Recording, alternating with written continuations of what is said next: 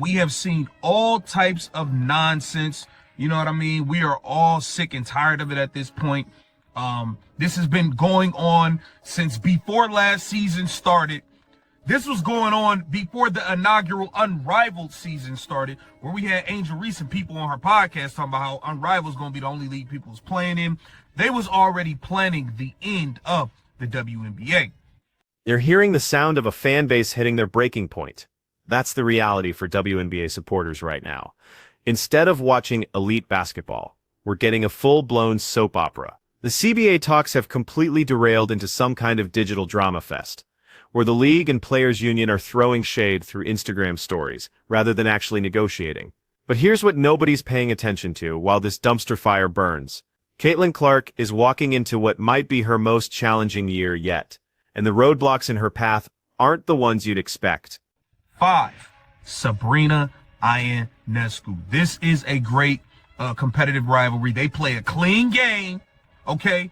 They actually play a clean game of basketball versus each other. It does not look like they should be in orange jumpsuits in prison. They actually play legitimate basketball, and they showcase their skill and that competitive drive. It's fiery. They don't let each other do anything. Let's kick this off with Sabrina Ionescu at number 5, which honestly feels right. When these two go head-to-head, you actually get to see basketball played the way it's supposed to be.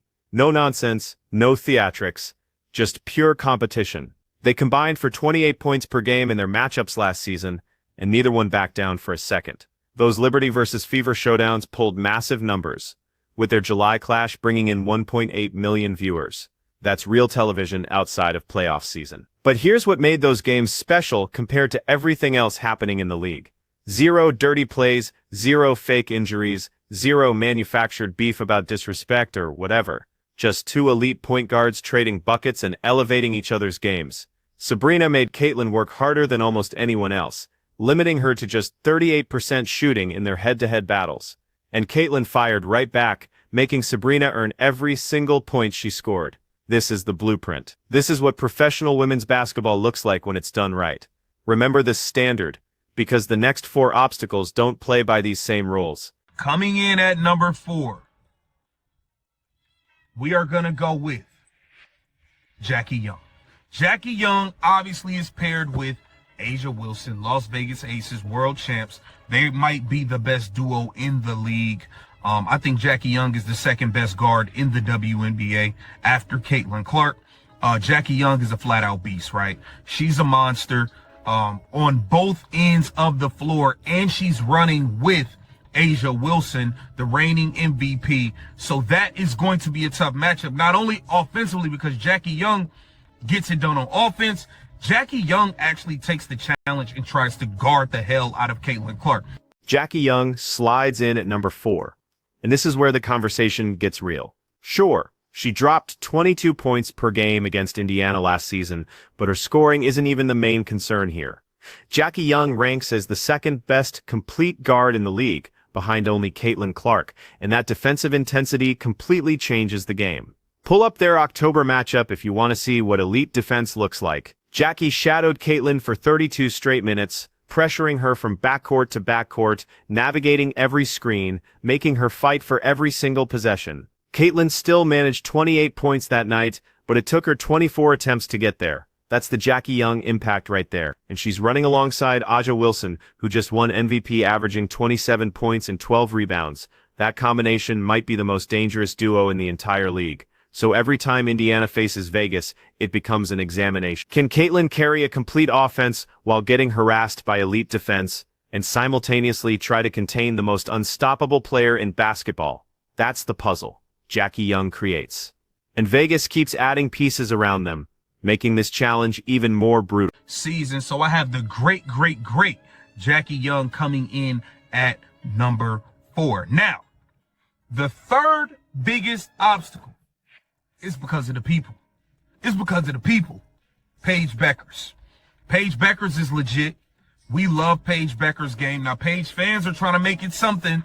They starting to act a little oppy. It's weird. It's getting weird, okay? We don't got no beef with y'all. We love Paige. We love her game. Y'all starting to do too much. It's getting real weird with y'all. It's getting very, very weird with y'all. But Paige has the game. Now we have to see, in order for this thing to really be competitive, they got to get a better team around her. Like, Dallas Wings were garbage, which is why they have the #1 pick in the draft, because they are not competitive. They was worse than the gum on the bottom of the shoe of the league, Chicago Sky and Angel Reese. Hold up. Number 3 brings us Paige Bickers. This one needs some serious context, though. Listen, Paige absolutely has the skill set. Nobody questions that for a second. She scores from anywhere, sets up teammates, guards multiple spots on the floor. The talent is completely legitimate.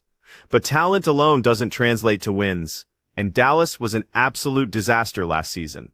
They went 9-31, dead last in the entire league. They were so terrible, they made Chicago look competent. And Chicago was starting Angel Reese at center, while she stood 6 feet tall. That's how far Dallas had fallen. Now they're banking on the #1 pick, and bringing in rookies like Maddie Siegrist, Layla Falia, and Zaza James. These are promising young players. But promising young talent needs development time, and you don't get development time in a 40-game sprint. Here's the core problem. Paige needs veterans around her who can execute professional-level basketball. She needs players who understand defensive rotations, offensive spacing, and how to handle pressure moments.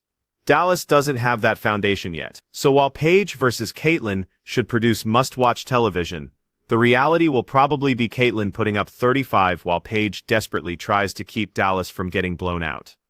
The foundation for an incredible rivalry exists, but Dallas needs at least 2 more seasons of smart roster construction before Paige can realistically challenge for anything important. And that's not criticizing Paige at all. That's just acknowledging the situation she's stepping into.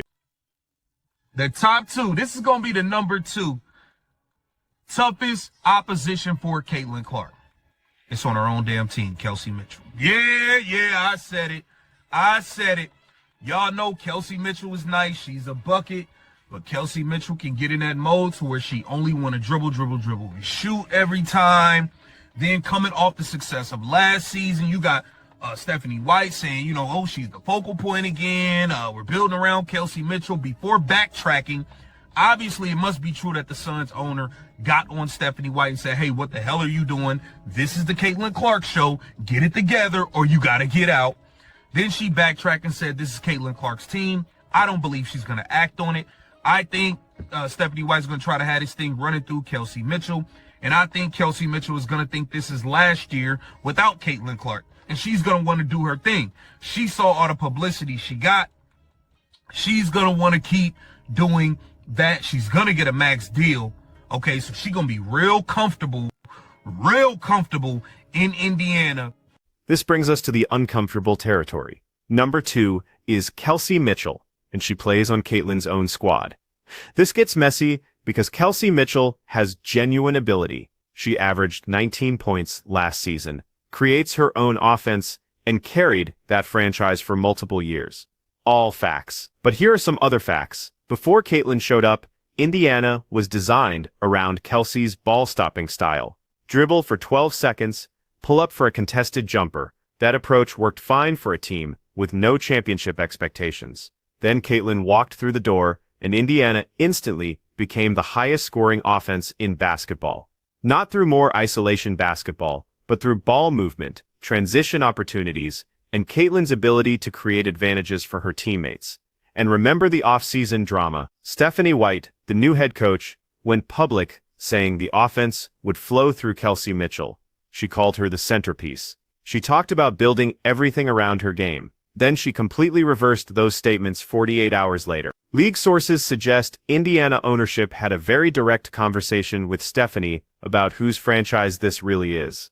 Kelsey just locked up a maximum contract extension. She's financially secure, getting paid, and she experienced the spotlight that comes with playing next to the biggest star in women's basketball. The real question is whether she's prepared to modify her approach to fit what actually produces wins, or if she's going to push for the usage rate she enjoyed before Caitlin arrived. Because check this out, Indiana's offensive efficiency jumped from 98.2 to 104.1 when Caitlin was running the show last season. That's a massive improvement, and it happened because Caitlin led the league with 8.4 assists. She elevates everyone's performance, but that system only functions when everyone commits to playing within it. If Kelsey decides she wants to go back to taking 18 shots per game on isolation plays, that creates tension, slows down the offense, and makes Indiana much easier to scout and defend. And that's exactly why Kelsey Mitchell might end up being Caitlin Clark's second biggest problem this season. I think that's going to be Caitlin Clark's second toughest opposition is her own backcourt mate. And Caitlin Clark's toughest opponent this season will be, drum roll please, Stephanie White. This head coach is not the coach for Caitlin Clark, man. I've seen enough. I don't believe it. Once you put that girl at small forward, it was a wrap. It was a wrap for me. Once I saw you did that, you try to put the ball in Ari McDonald hands over Caitlin Clark, you have lost your damn mind, Stephanie White. I think that is going to be Caitlin Clark's toughest opponent this season is her own. Now we reach number 1. Stephanie White, the head coach. And this is where we need to get completely honest about what unfolded last season and what's probably going to happen again. Stephanie White got hired to bring defensive structure to a team that desperately needed it. Indiana surrendered 102 points per game in 2024, third worst in the league. They had offensive weapons. They needed someone to install a defensive system that could get stops. That was the assignment. Instead, Stephanie White arrived and immediately started messing with the offense that was already working. She slowed down their pace. She implemented a half-court system that looked like it belonged in the 1990s. She tried to convert Caitlin Clark into a small forward. Let me say that again. She attempted to move the best point guard in the league, the player who led the entire WNBA in assists, away from the ball and into a forward position. When that predictably failed, she started giving possessions to Erica Wheeler, a backup point guard, while Caitlin stood in the corner. The highest usage college player in history, the woman who ran Iowa's entire offense for 4 straight years, was standing in the corner watching someone else bring the ball up court. Because they are teammates of Cece. Don't get it confused. I think Stephanie White is going to be completely in the way again. And within 5 games, all of the fans are going to be yelling, fire Stephanie White once again. I truly, truly believe that is going to be Caitlin Clark's toughest opposition for the 2026 WNBA season. I want Stephanie White gone still because I feel like she came here and messed up the offense. I'm going to be real with you. This was the highest scoring team in the league. You did not need to change or tinker with the offense at all. All you had to do was bring the defense, and you refused to do that. You wanted to go insert your own offense that was completely boring and garbage to watch at Connecticut. So I think that is Caitlin Clark's toughest opposition for the 2026 WNBA season. What makes this especially maddening is Connecticut, where Stephanie White coached before Indiana ran one of the most sluggish offenses in basketball. They averaged 94 possessions per game, bottom 5 in pace. Their offensive rating sat at 99.1, below league average. That system made sense for Connecticut because they had elite defensive talent and were trying to grind out victories in a loaded Eastern Conference. But that's not what Indiana needs. Indiana has Caitlin Clark, who destroys teams in transition, who creates chaos in open space, who punishes defenses that can't get organized. Slowing that down to run a methodical half-court offense is coaching malpractice, and the numbers proved it. Indiana's offensive rating actually declined in games where Stephanie White tightened the rotation and reduced the pace. They performed better statistically when she just let them play. But she kept forcing her system, kept trying to prove her methods worked, even when all evidence pointed in the opposite direction. The defense, by the way, barely got better. They still allowed 100 points per game. They still couldn't defend pick and rolls. They still had 0 rim protection. So Stephanie White failed at her primary job while simultaneously making the team worse at what they already did well. Now let's discuss what this means for the 2025 season, because none of this is disappearing. Stephanie White has already revealed her priorities. She's already shown us what she values, and unless something dramatic shifts, we're going to witness the same problems all over again. First, the Kelsey Mitchell dynamic. Stephanie publicly declared Kelsey the focal point of the offense before backtracking on those comments. That reveals her instincts. She wants to run offense through Kelsey's isolation game, not Caitlyn's playmaking ability. And just because ownership forced her to change direction doesn't mean she's genuinely bought in. Coaches have subtle ways of controlling usage rates: who gets the ball in crucial moments, who takes the final shot, who handles in late-game situations. Pay attention to those moments, because that's where Stephanie's real priorities will surface. Second, the pace problem. Stephanie White comes from a slow-it-down, grind-it-out background. That's her comfort zone. That's what she knows, and completely changing your coaching philosophy is incredibly challenging, even when the data says you should. So expect Indiana to still rank in the bottom half of pace despite having perfect personnel to run. Expect them to walk the ball up instead of pushing breaks. Expect them to settle for contested mid-range shots instead of creating advantages in space. Third, the defensive approach. Here's the reality about defense in the WNBA. You can't just install a system and expect magic. You need the right personnel. You need size, length, lateral movement, and defensive intelligence. Indiana doesn't have enough of those pieces. Aaliyah Boston is solid, but she's not a rim protector. Nalissa Smith is athletic, but inconsistent. The perimeter defense gets beaten off the dribble constantly. No scheme can overcome those Netsnal limitations. But Stephanie White will keep trying. She'll keep installing complex rotations that players can't execute. She'll keep switching everything despite not having the personnel for it. And she'll keep blaming execution instead of acknowledging that her scheme doesn't match her roster. Fourth, and this is crucial, the relationship with Caitlyn. Reports surfaced throughout last season that Caitlyn was frustrated with the offensive system, that she felt restricted, that she wanted more freedom to operate. The organization quickly dismissed those reports, but they came from multiple credible sources. And when you study the film, you can see it. You can see moments where Caitlyn looks confused by play calls, where she's clearly expecting the ball and doesn't get it, where she's calling for specific actions and the team runs something completely different. That's a coaching breakdown. That's a communication failure, and it stems from fundamental philosophical differences. Caitlyn wants to play fast, create advantages, and make the right read. Stephanie wants to control pace, run set plays, and eliminate chaos. Those approaches are completely incompatible, and someone has to compromise. The problem is, Stephanie White holds the power. She controls the rotation, calls the plays, decides who plays in crunch time, and unless ownership steps in again, she's going to keep trying to force Caitlyn into something she's not. Fifth, the small forward disaster. Let's be absolutely clear about something. Playing Caitlin Clark at small forward is one of the most ridiculous coaching decisions in recent WNBA history.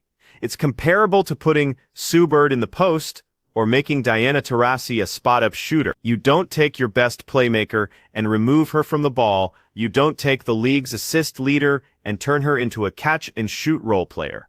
That's not maximizing talent. That's completely wasting it. Yet Stephanie White attempted this multiple times in multiple games, even after it clearly wasn't working. That reveals something significant about her decision-making process. It shows she values her system over her personnel, that she's more interested in proving her scheme works than putting players in positions to succeed. Here's where this becomes particularly worrying for 2025. Indiana made roster moves in the offseason. They brought in new talent. They're trying to build a championship contender. But if Stephanie White is still trying to force square pegs into round holes, none of that matters. You can have all the talent in the world, but if your coach can't deploy it effectively, you're not winning anything meaningful. Look at what happened with New York last season. They had talent for years. Sabrina, Brianna Stewart, Jonquil Jones, elite players everywhere. But they didn't win a championship until they got the coaching right, until they found someone who could maximize that talent instead of limiting it. That's what separates good teams from great teams. Indiana has the foundation. Caitlin Clark is a generational talent. Aaliyah Boston is an all-star. Kelsey Mitchell can score at all three levels. The pieces exist, but pieces don't matter if the coaching isn't right. And right now, the coaching situation is problematic. So, when we discuss Caitlin Clark's biggest obstacles for the 2025 season, we're not talking about opposing defenses. We're not talking about physical play or hostile road environments. We're talking about the person calling plays from the sideline. We're talking about the person who controls her minutes, her usage rate, and her role, and that's what makes this so frustrating for fans. We want to see Caitlin Clark be Caitlin Clark. We want to see her push pace, create chaos, and make plays nobody else can make. We want to see her average 30 and 12 like she's capable. We want to see her carry Indiana to a championship the same way she carried Iowa to back-to-back national championship games. But we can't see that if the coach won't allow it. We can't see that if every possession becomes a scripted play call. We can't see that if she's standing in the corner watching someone else run the offense. And based on everything we witnessed last season, that's exactly what Stephanie White is going to try to do again. Now maybe things change. Maybe Stephanie has an epiphany during the offseason. Maybe she studies the film and realizes her system doesn't work with this roster. Maybe ownership has another conversation with her and makes it crystal clear that this is Caitlin's team and the offense needs to reflect that. Maybe, but I'm not optimistic. Coaches don't typically overhaul their entire philosophy overnight, and Stephanie White has been coaching her way for decades. That's not going to vanish just because she has a generational talent on her roster. So here's my prediction. Within the first 5 games of the season, fans will be demanding Stephanie White's job again. They're going to see the same sluggish pace, the same predictable offense, the same questionable rotations, and they're going to lose their minds because we all know what this team is capable of when they just let Caitlin operate freely. The question is whether ownership will act on it, whether they'll have the courage to make a coaching change mid-season if things aren't working. Because if they don't, we're going to waste another year of Caitlin Clark's prime watching her operate in a system that doesn't maximize her ability. And that would be a tragedy, not just for Indiana, not just for Caitlin, but for the entire WNBA, because the league is better when its best players are allowed to be great. The ratings prove it. The attendance numbers prove it.